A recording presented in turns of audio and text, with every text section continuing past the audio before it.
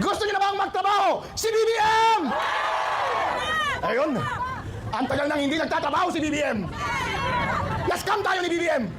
Kasama... So ayan sabi nila mga pre, gusto nyo na bang magtrabaho si BBM or si PBBM? Sabi ng tao, oo. Pero alam naman natin na si PBBM nagtatrabaho po. 'Di ba? Pero pinapalabas nila na hindi nagtatrabaho. Gusto nyong magtrabaho si PBBM, sabi nyo oo. Ang tanong, bakit nyo pinapababa? Eh gusto nyo palang magtrabaho. Hindi natin maintindihan itong pulpul na attorney na to na si Vice Mayor. No? Oh, hindi natin maintindihan yung kanyang mga pambubudol dito. No? Oo, magkakasama sila Barsaga, oh. Nandyan si Barsaga, oh. Sama-sama silang nanlalaso ng isipan ng mga tangan Pilipino. Ayan, ito po yung ating bibigyan ng counter reaction ngayon. Pero syempre, no, bago po tayo tuloy-tuloy sa reaction natin, ayan, kung bago pa lang dito sa ating YouTube channel, huwag kalimutang mag-like, share, and subscribe para naman po ay maging updated po kayo sa mga uploads natin. So, ito na po, no, atin po itong panoorin ang video ito. Ako rin ang mga bagong bayani ng Pilipinas. Bagong bayani ba? Si Congressman Lian Leviste! Yun! Sos Mariusep, si Leviste, paano naging bayani yan? Isa pa yung magna. Graduate. Iba na pala yung bayani ngayon, yung magaling manira. Oo, gay. Ako kaya, gusto ko rin maging bayani siguro. Kampi ako sa inyo, tapos manira ako ng tao. Para maging bayani po tayo, di ba? Ganun yung gusto ko siguro. Gayahin ko na lang kayo. Isa pang pinanggalingan ng bayani ng Pilipinas. Tahanan ng magiging ang Cavite! Tahanan ng mahihina! Yeah! Bagong bayani ba? Si Congressman Kiko Barsaga! Sos Mariusep, si Barsaga. Pasaway na kongresista na isa pang magna. Diba? May kadebate ito, tinatanong kung magnanakaw ba daw siya, hindi siya makasagot. Kasi alam niya sa sarili niya, yung sagot. Kasi kung sasagutin niya, mapapahiya siya doon. Diba? Sasabihin niyang hindi. Bistado ka. Tinatanong, hindi makasagot. Bayani din pala yung mga magnanakaw ngayon. Galing talaga ng mga utak ng mga mambubudol. Ang galing ni, sino to? Respicio. Galing manguto ng tao. Good luck sa mga nauto, tatanga-tanga kasi kayo. Wala na kaming pake sa'yo, bahala kayo sa buhay nyo. Dito rin, bagong bayani ng Kongreso, sila lang ang lumalaban at kinakasuhan. Congressman Lian, Congressman... Bakit ka makakasuhan? Kung ikaw ay gumagawa ng kasinungalingan, fake news, makakasuhan ka talaga. Pero kung pupukus ka lang or nandun ka lang sa linya ng malayang pananalita, ay walang problema doon. Kasi ang gobyerno pwede namang i-criticize yan, di ba?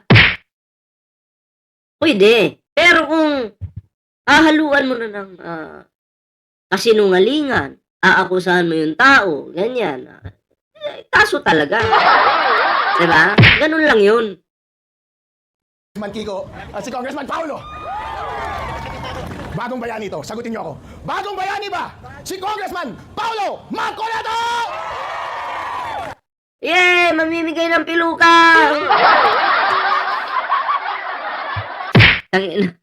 Tingnan nga natin kung may sumigaw. Bayani ba? Si Congressman Paulo Marcoleto! Ay sus! Ilan yung sumigaw? Nasa 20 yata.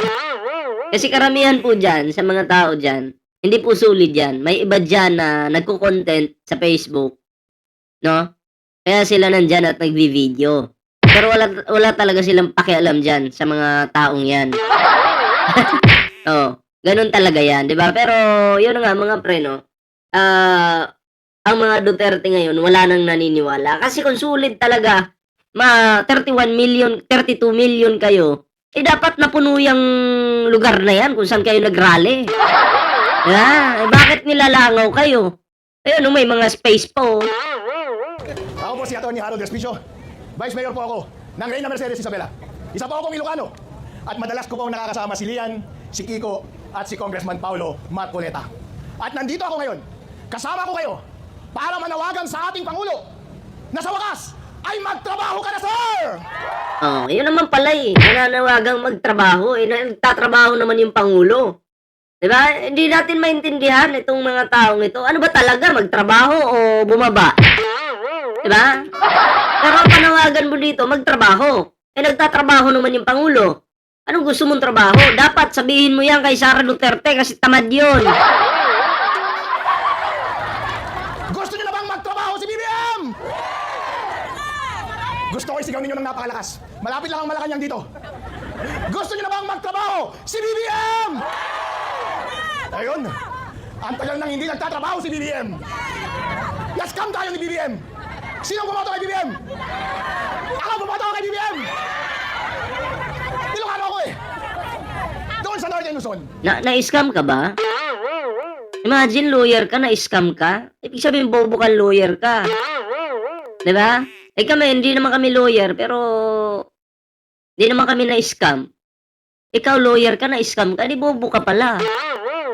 At ibig sabihin, mas matalino kaming mga ordinaryong tao, ganon. Ayos pala, okay. Okay, gets ko na, bobo ka. Solid North yan. Mahal namin si BBM. Pero ang pagkakamali kasi nila, akala nila, porket mahal namin si BBM, ay hindi na namin papansinin kapag hindi siya nagtatrabaho. Ano ang ginawa niya sa nakaraang 4 na taon? Wala, kundi magnakaw!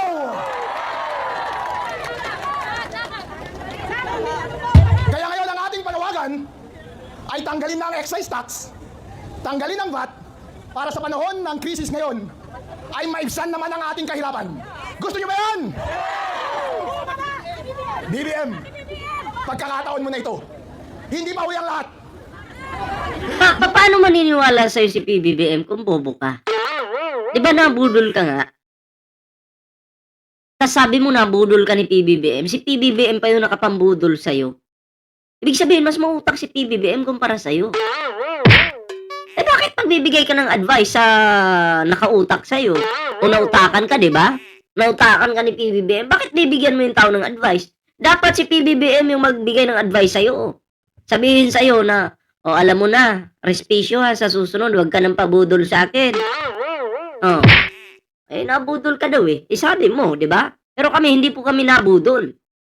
Satisfied po kami sa ginagawang trabaho ni Pangulong Bongbong Marcos. Pero kay Sara Duterte, di ba? Hindi naman talaga ako nabudol, hindi man ako bumoto. Bakit ko iboboto yan? Di ba? So, ibig sabihin, mas may utak pa nga kami kumpara sa'yo, di ba? Huwag ka na mag-advise, di bagay sa'yo. Pangako mo sa amin na ibabalik mo ang karangalan ng mga Pilipino. Pwede mo na ang gawin ngayon. Itigil nyo na ang pagnanakaw at simulan mo nang magtrabaho. Siguro, duda kung may grupo na binayaran dyan. Hindi ko alam kung sino yung nagbayad. Basta may grupo na binayaran dyan. Taga-sigaw lang. Oh. Yay! Gaganon ba? Yung taga-sigaw lang. Duda ko nga eh. Diba? Halatang halata scripted eh.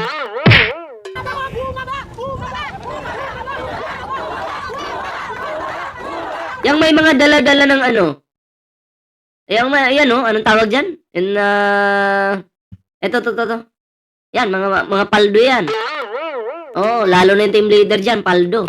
Pero yung mga matatandang tanga dyan na mukhang hampas lupa yung mukha, okay na yan, tigpa 500, 1,000 yung per isa, pwede na yan.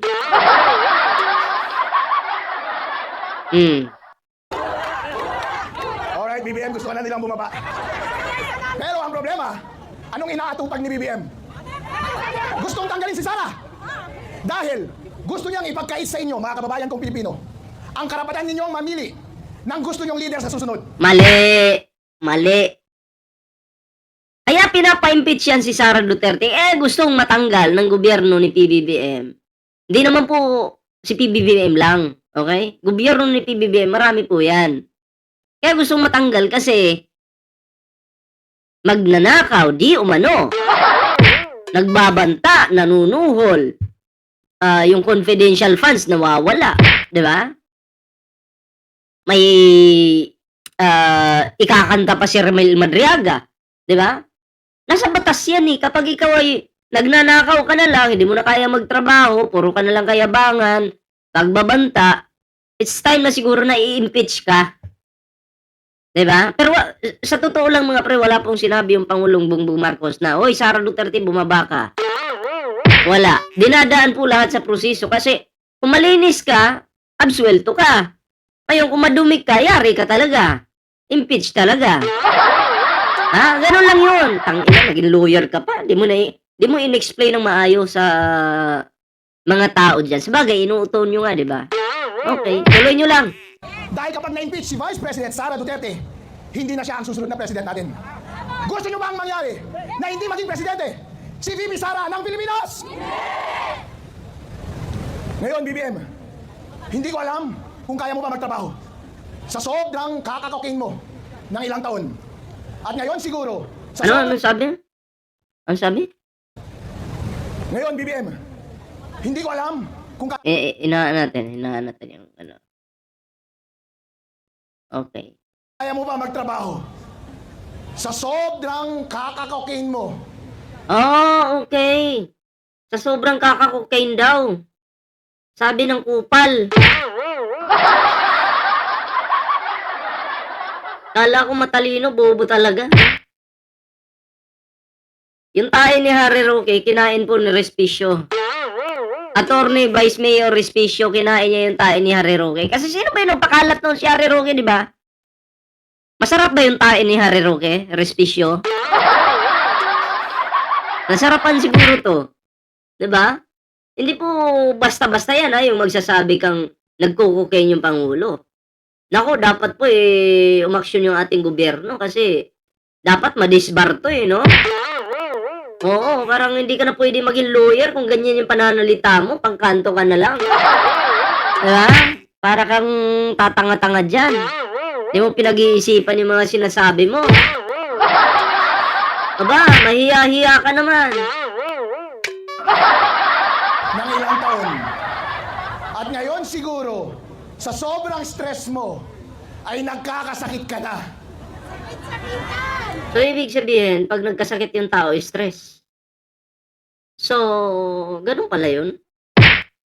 Ganun ba yun?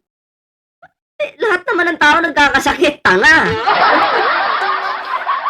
Kahit yung masayahin tao, kahit yung mayayaman tao na wala na silang hinahanap sa sarili nila, nagkakasakit pa rin yung mga yan. So, anong ibig sabihin nun? Stress?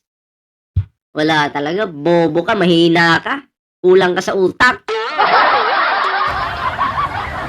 Bossing BBM, kami mula sa norte, mga Ilocano, mga Batanggenyo, mula Cavite. Tingnan na to Vice Mayor. Dapat yung inaatupag nito, yung nasasakupan niya. Vice Mayor siya Pero anong ginawa niya po ngayon? Pinabayaan niya yung nasasakupan niya. Inayaan yung mayor doon na magtrabaho. Siya, lakwat sa lang. Dapat bilang Vice Mayor, nasa tabi ka ng mayor. Para mapalago nyo yung inyong lugar. Diba? Para yung problema sa inyong lugar, masolusyonan ninyo. Kasi hindi lang naman pwede na mayor lang yung magtatrabaho, di ba? Kasama ka, magtrabaho ka. Para kang si Sara Duterte, no? Yung Vice President nagtatrabaho, yung mayor nagtatrabaho, pero yung Vice Mayor at Vice President, lakwat sa yung ginagawa. Puro paninira yung ginagawa. O, di ba? Wala na. Para kang tanga niyan. Lahat ng mga Pilipino na nagnanais na maitigil na ang katiwalian, na maibsan ng ating kahirapan ngayong panahon ng krisis, at para magsimula na... Hinay-hinay, respesyo kasi baka mamaya mabalitaan namin nawarrant ka na, no? Nawarrant ka kasi paninira yung ginagawa mo Posible kang makasuhan dyan. Pero sinusugal mo yung pagiging lawyer mo, sarili mo. Diba? Para lang makapanira kayo. Baka mamaya mabalitaan namin sa Mr. Media, respesyo, arestado. mamaya ganun mabalitaan namin. Good luck. Ang inyong pangako na umunlad ang Pilipinas, gawin na Ay, naku po. Ang sinasabi niyong uunlad yung Pilipinas, mukhang ang pag-unlad nakikita ko sa mga bulsa niyo, wala sa Pilipinas. Nasa mga bulsa ninyo, wala sa Pilipinas. Kaya wag kayong magkunwari na kaya kayo nandyan dahil gusto nyong umunlad yung Pilipinas. Wag mong gawin tanga yung Pilipino. Okay? Kaya kayo nandyan para magpayaman. Sa madaling salita, yun yung klarong-klaro yun. Magpayaman. natin ang ating trabaho at tama na ang pangapi sa mga bagong bayani ng Pilipinas.